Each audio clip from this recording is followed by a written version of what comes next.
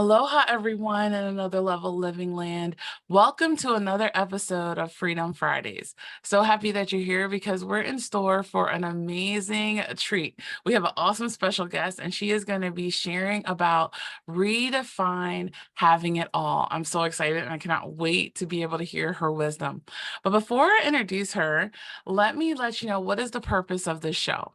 The purpose of the Freedom Friday show is to support you as an entrepreneur and achieving your business and life harmony success. Because it really is two sides of the same coin. We never want to get so busy making a living that we forget to make a life. And it is possible to work smarter, stress less, strengthen our relationships, and lead with much more energy, ease, and momentum so that we can increase our confidence, our calm, and our cash flow. So go ahead and please give our amazing special guest, Jennifer Levy Frye, a warm welcome. Jennifer, thank you so much for being here with us today. Amazing. Thank you. I love the whole idea about this show. I am here for it. So Oh, thank thank you. you. Thank you so much. Well, and let me share with them who you are, okay, so they can get to know about you. Okay, so Levy Fry is the CEO and visionary behind Appreciated Asset Business Solutions, the premier partner for industry disruptors looking to build and fill their sales pipeline. Her team combines concierge level, done for you appointment setting with AI enhanced process prospecting strategy to deliver qualified, high converting appointments. Using their proprietary Disruptor Designer method, they craft messaging that not only separates clients from competitors, but eliminates them entirely. They have created a strategy to use AI to identify what prospects are actively looking for solutions, enhancing the white glove service they deliver, and a nationally recognized speaker, Forbes contributor, and phenomenal connector. Jennifer was named 2023 Dame of the Year and 2024 Woman to Know in North Carolina. Jennifer is the graduate of the A.B. Freeman School of Business at Tulane University and a soon to be graduate of the Goldman Sachs 10K Small Business Program. Originally from Boston, and after several years in New York City, Jennifer resides in Charleston, South Carolina. She empowers women, especially single moms, to redefine what it means to have it all. Oh my goodness, Jennifer, I love that. Thank you for your service to the world. I'm so excited that we're talking about this topic today, redefine having it all. Tell us, why is this topic something that's so important, especially for us as entrepreneurs? Well, I think we talk a lot about work-life balance. And a lot of times the way we talk about things like work-life balance or self-care are done in these like glossy magazine formats where it's a one size fits all.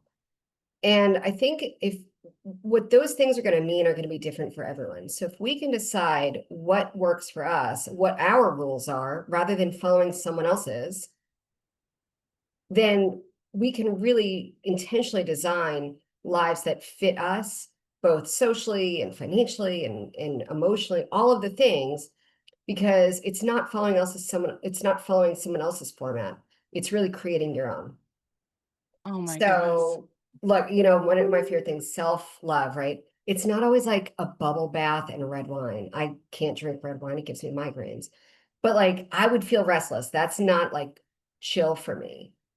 For me, self-love, self-care are different things. And so if we kind of follow these formats, it sets us up for failure because it doesn't give us the feelings that we are supposed to get from it, instead of just acknowledging what does give us those feelings and then going for that. I love that. It's one of those things I talk about aligning to your soul plan, not the plan of others, right? Mhm. Because other people are going to have a different experience of what self care means or what is having it all means. But I love that you're talking about how to align this to what it means for you. Yeah. Oh, so Look, good. rules are arbitrary, right? What your rules were growing up in your house were probably different from the rules I had growing up in my house, and definitely different from the rules that I have in my house right now. But if we keep following the rules and we don't question them, then we just create these like generations of robots, right? Whereas if we Yes. look at those rules and decide, do they align with our values? Do they align with the direction we're looking to build? That's where you can really get much more intentional about creating a structure that works better for your family. Oh, that's so good. That's so good. What are some like tips or strategies? So making your own rules and Yeah. designing your dream life, what are some ways or tips or strategies or something that we can actually start taking these steps to do that? Because for some people who may be listening, this is like a totally new concept, right? Yeah. So the first thing you want to do is where you feel like you are stuck. If you feel like there's somewhere where you don't have a choice, where you can't understand what that solution may be, or you feel like there's only one solution and you don't feel right about that, you have to ask yourself, is this true? Or is this a story I'm telling myself? Right? Nice. If I forgot about anything I've done in the past or anything I've seen in the past, if I could create a solution for this, no matter how outrageous it is, what would that be? Nice. Right? And so once you kind of get outside your box of what you've always known to be true, you decide, is this truth or is this just a story I'm telling myself that it has to be this way? Oh, that's so good. That's so good. And just answering that question is going to start putting it in the right perspective already. Right. Okay. Let's see. So what else? So if you're feeling stuck, you want to ask yourself, is this true or is it something a story that I'm telling myself? And that'll start putting us in the clearer direction of where to go. Right. Anything else? What Well, other? then start getting creative, right? So start thinking about what could that be. So let's give like a concrete example of what this looks like. Okay.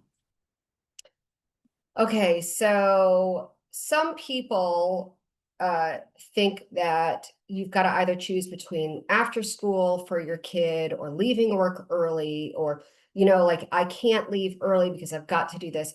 So then you try to think of like, okay, well, what could be true? If I take the time to go pick up my son now, which often most days I do, I pick him up at after school at when school is over, rather than putting him through after school. Nice. And then I bring him back here and we create a time. And sometimes that means I'm working later into the evenings while he's home, but he's also not having 11-hour days out of the house. Nice. And so, I thought, well, you've got to keep him there until the 5:30 time. And man, that was killing us because then we weren't home till after 6 and then starting dinner and all that. Like it was just too much. That's another one, like I can't get dinner done every night. Maybe not from scratch, but who says you've got to do that either? So if we've got to go to Costco a couple nights a week or get Uber Eats, well, then so be it. But if the most important thing is that we sit down and eat together, do what you can to make that work.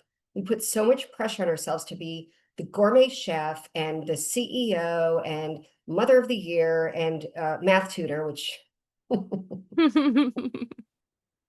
Well, I really appreciate you mentioning this perfect example. I just started having my kids were going to the Boys and Girls Club after school. yeah, And then I decided, so this is like perfect example of redefining it all. Last month, I decided, you know what? I'm gonna just have y'all start coming home. That way I only have to pick up one girl. I save a lot on my trip. I'm able to have those pieces of quality time with you after school. And it was interesting because it was out of the norm, like of what I guess my parents did or what, they were saying. But it was so beautiful because I'm like, this is actually creating my own freedom and it's actually giving me more quality time with them in doses as compared to all at one time. So this yeah, is a perfect example. I like that you mentioned that. yeah. I think a lot of these rules has a lot to do with parenting because there is so much shoulds and, have tos around parenting. And there's so much judgment, there's so many opinions about the stay-at-home moms versus the working moms, and it's this weird, like, passive aggressive dynamic, and it just doesn't have to be, right? We all come from different situations and different scenarios. We all have different drivers. Yes.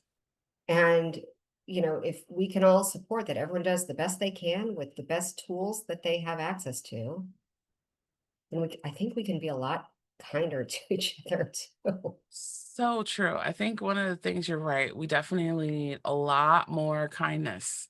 And what you're highlighting here is by creating our own rules, it's also allowing it to be kinder to ourselves, which I feel like will just be a natural byproduct for us to be kinder to other people. Yeah. Another litmus test that I use for this is I'll Okay. say, would I want this to be true for my son? I'm a single mom. My son is my life. Like, he's my sun and my moon, like every mom, right? Um, he's my why, he's everything. So if I decide that there's a rule of, like, if I don't do this, I'm this, well, would I want that to be true for him? The answer is like, never. No, of course I don't want that to be true for him. So if that can't be true for him, how am I going to let that be true for me if I'm his biggest, greatest, most influential teacher? So good. It's like a mic drop moment there, Jennifer. Mhm. I love that. It's true. So it's like even so, you know, how can I say this? Usually when we say, is this a story I'm telling myself? It's not, it's like this next part is bringing it out of you, Mhm. especially for like a person that you love, like a child, your son, right? And so if that's not going to be, is not ideal to be true for him, then it definitely shouldn't be ideal and true for you. That's like,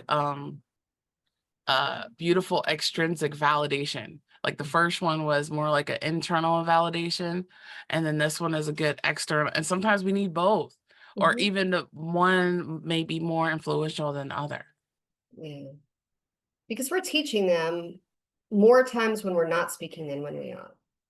I can tell him all day long how I want him to be and how I want him to think and show up and do, but he's going to look at me as the example. Yes. So you have to Yes. walk the walk. Oh, this is so good. This is so good. Okay, so we got the internal validation, the external validation. What is any other tips or strategies on how we can really start making our own rules and designing our dream life? Okay. I'm going to talk to the women out there Okay. specifically without going into the whole patriarchy, because that could be a whole nother hour of showtime. We have to start by acknowledging that the rules were never written for us. If the school day is 8 to 3 and the work day is 9 to 5, how is that ever supposed to work? Hmm. So if the way this was all done was when we had single income households with one parent working and one parent home all the time. And any working parent knows how much time it takes to do things like scheduling the doctor's appointments and the paperworks and the house stuff, all of those other things on top of those 40 plus hours a week that you're working.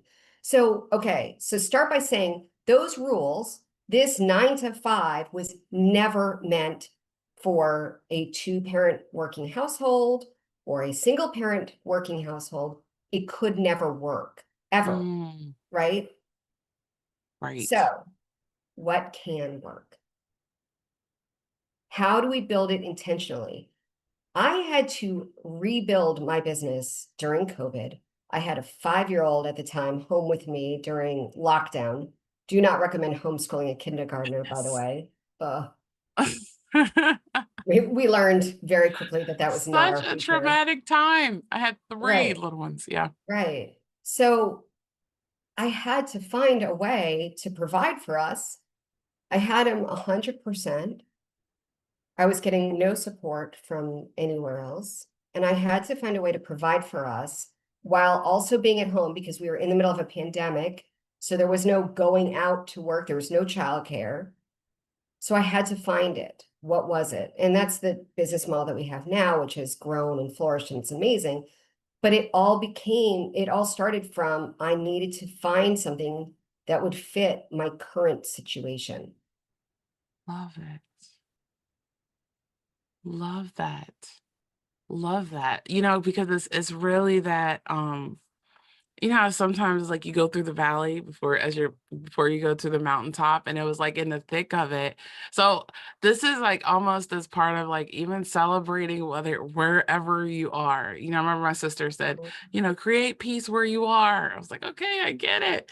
But out of like that valley of all of the stuff that was going on, the pandemic, having a child at home, it was like this beautiful disruptor designer method that you created was born.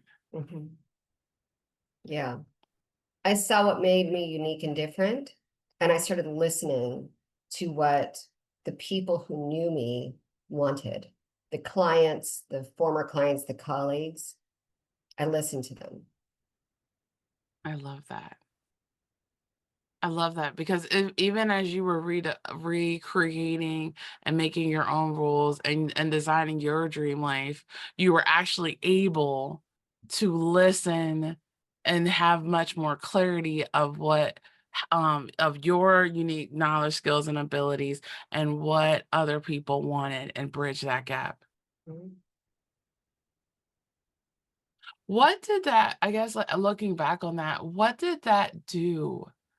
Like, I guess what big picture, what did that do for you and your world and your business? And how did that also impact the scaling of your connection with clients as well? I think it created an insane amount of alignment with my zone of genius to the way I could serve people. Love And that. so, once I was in alignment with offering what made me uniquely different, unique, and gifted, which is my zone of genius is creating connections for people that they don't typically see for themselves. So I started a business where we set new business appointments for our clients and then also create connections for them with ideal power partnerships as well. So that's what it did, is it was like that perfect line. And then it keeps up leveling, right? As the business grows, we up level who that ideal client is. We elevate who we work with. And the further we go, the more we niche in. Nice. People are so afraid to niche because they think it eliminates opportunities. It actually creates more because It it creates creates more. clarity for your ideal clients. Exactly. Exactly. Oh, that's so good. That's so good.